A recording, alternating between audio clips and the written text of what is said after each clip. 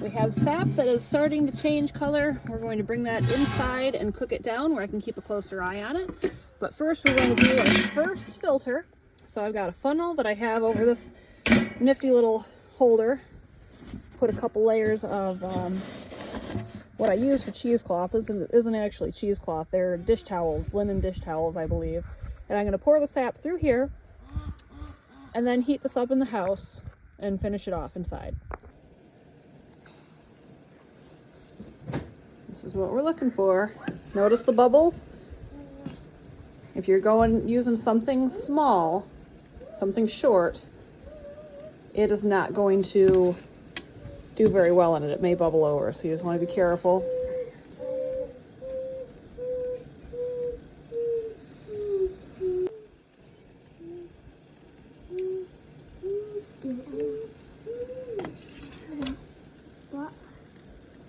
Notice how it's starting to sheet off there and get nice and thick. This is what we're looking for. Notice I'm working in a tall stock pot. That's because the bubbles, you notice how it's getting a little foamy here? The foam will grow at a pretty rapid rate for a couple of inches above the syrup. So you just want to make sure that you have something tall enough to contain it so it doesn't boil over, because I promise picking up burnt on syrup off your stove because it boiled over is not going to be something that you will enjoy. But the syrup is done. Notice it's starting to foam again. Now it will foam pretty heavily at several points as it gets up to the correct temperature. Just because it foams up does not mean that it is done. It's just a good indication that it is time to watch your syrup very, very closely. So now we're going to go ahead and filter for one last time and then we will bottle it.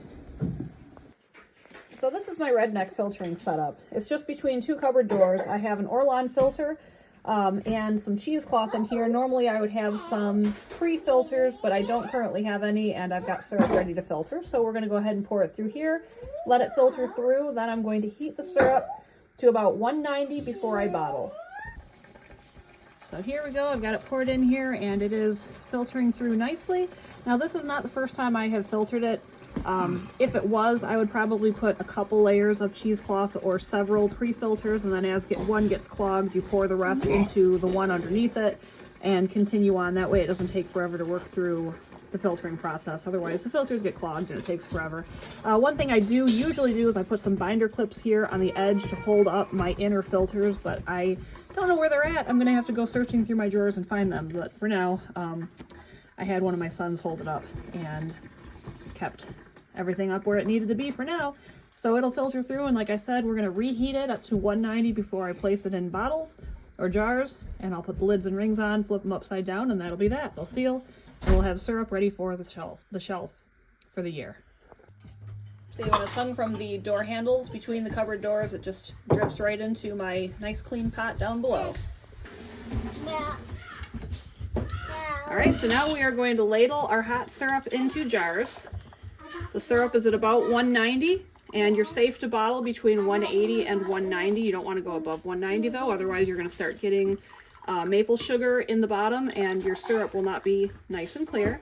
And we're going to pour the syrup into the jar all the way up as close to the rim as we can. There does not need to be any head space for maple syrup because we're not actually technically canning it, we're bottling it. And the difference is that it's not going to be processed beyond this point. Fill the jar up as close as we can get. Now the suggestions are no less than 90%. Actually, I'm going to wipe off this rim.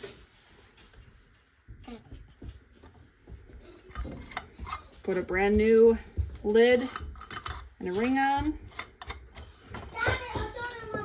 Then we're just going to flip it upside down until they cool.